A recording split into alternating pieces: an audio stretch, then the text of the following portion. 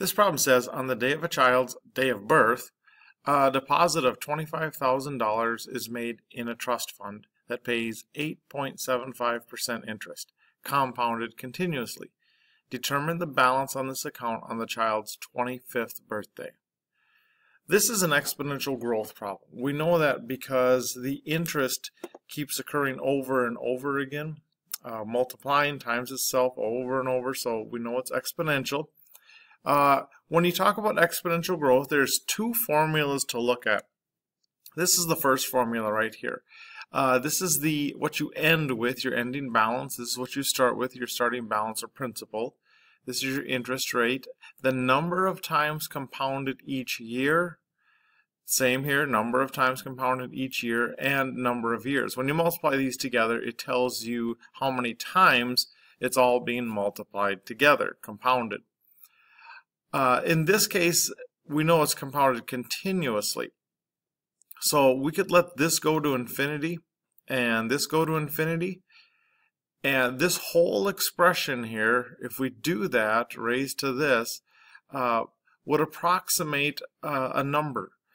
And that number would end up being the number e. Now, we'd have to separate the rate and the time. And this is actually a calculus problem to do this, to show that a version of this is what the number e is. We're not going to do that with this problem, but that's how we end up with this number e. E is just a number.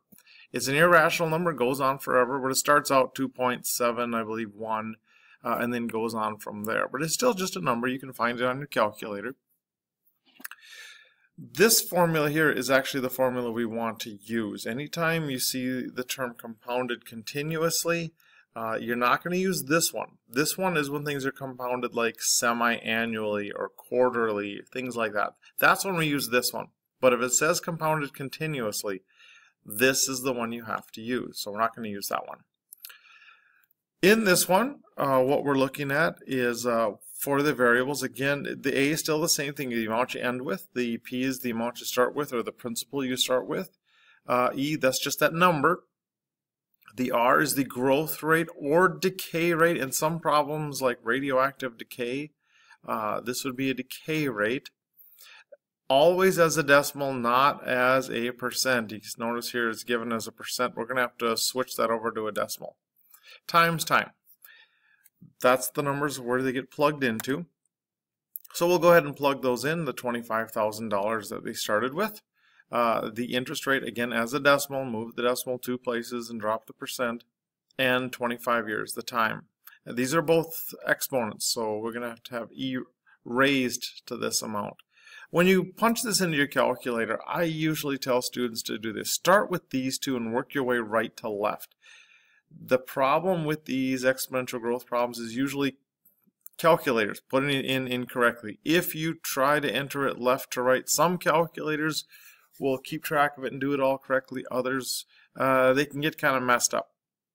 So just as a word of advice, I would multiply these together, get what that is, and then I would take my calculator and go e raised to that amount, and you'll get another number.